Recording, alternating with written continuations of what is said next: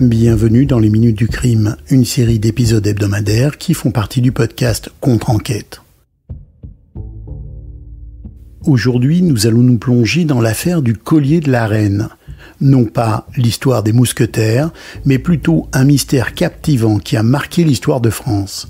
Cette affaire, qui est plus qu'un simple crime, est un enchevêtrement de tromperies qui implique des personnages de toutes les strates de la société, des plus illustres membres de la cour royale, jusqu'aux individus les plus obscurs des bas-fonds de Paris.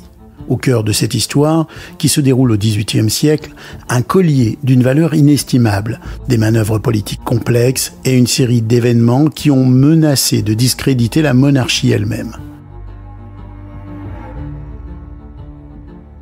Nous sommes sous le règne de Louis XVI et de Marie-Antoinette, et la cour royale de Versailles baigne alors dans un luxe inimaginable, tandis que la majorité de la population française lutte contre la pauvreté. Paris en particulier est une ville faite de contrastes. D'un côté, la magnificence et l'élégance de la noblesse, et de l'autre, les sombres ruelles où la misère et le désespoir règnent.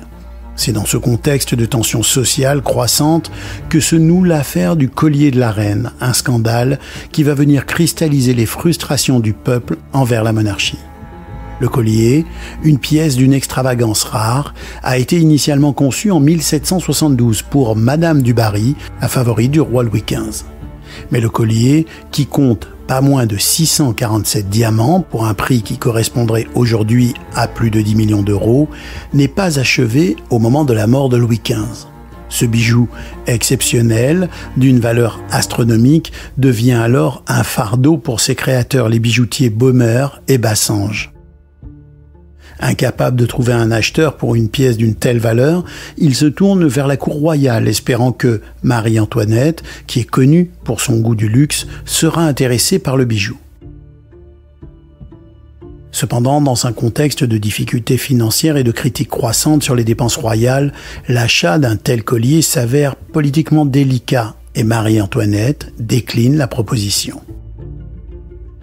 Cette situation est alors le prélude à un réseau d'intrigues, de mensonges et de manipulations dans le but de trouver un acheteur pour ce fabuleux collier.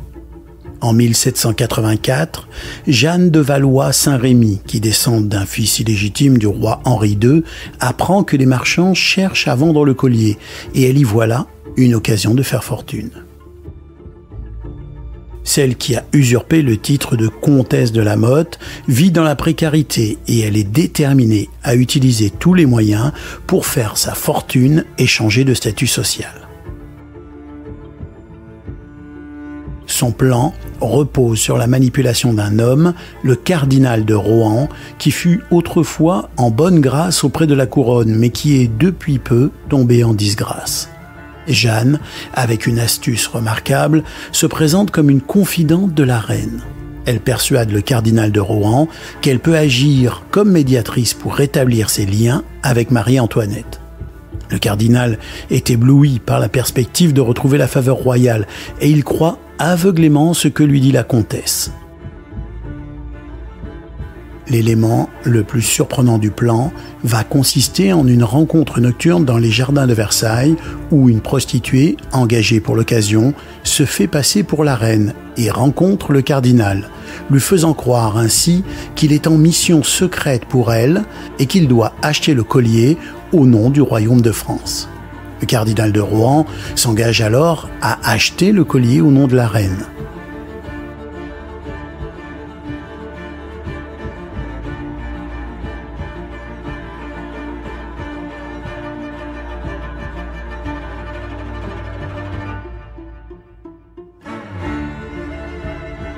D'un autre côté, les bijoutiers sont convaincus de l'implication de la reine dans la transaction et ils confient le précieux collier à Jeanne de la Motte. Celle-ci procède rapidement à la vente des diamants, dispersés à travers l'Europe. Et lorsque les bijoutiers se présentent à Versailles pour recevoir leur paiement, la reine, stupéfaite, nie avoir eu connaissance de l'affaire. Cette révélation provoque un scandale retentissant, mettant en cause le cardinal de Rohan qui jure sur ses grands dieux avoir agi dans l'intérêt de la couronne. Son arrestation survient peu de temps après la découverte du scandale. Jeanne de Lamothe, elle aussi, est arrêtée et bien évidemment, on cherche à retrouver les diamants qui ont été vendus. Mais ce sera peine perdue car ceux-ci sont bel et bien désormais éparpillés en une multitude de petits acheteurs à travers l'Europe. Jeanne, l'architecte de cette tromperie complexe et plutôt astucieuse, ne livrera pas les secrets de ses manigances.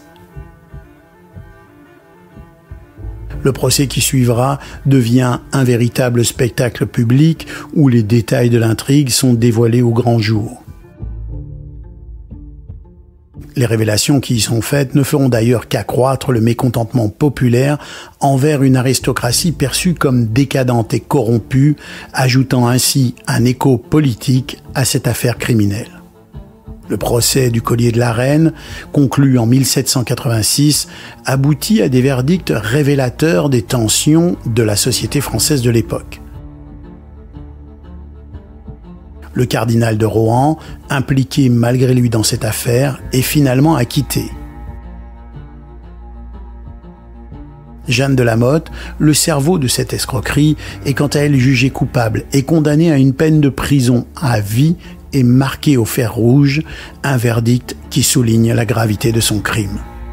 Les autres complices, y compris son mari et divers intermédiaires, reçoivent des peines variées, reflétant leur degré d'implication dans le complot.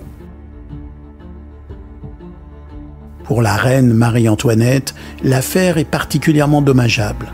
Bien que totalement innocente, elle devient la cible de rumeurs et de méfiances qui contribuent à éroder davantage sa popularité déjà fragile. L'image de la reine, injustement associée à l'extravagance et à la décadence, renforce les sentiments anti-monarchiques parmi le peuple français. Cette affaire devient alors en quelque sorte le symbole des excès et des failles du système monarchique, alimentant le feu de la révolution qui se profile à l'horizon.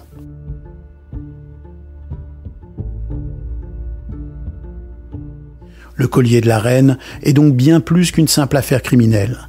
Il va devenir, comme beaucoup d'autres événements, un des catalyseurs des bouleversements majeurs qui vont bientôt remodeler la France.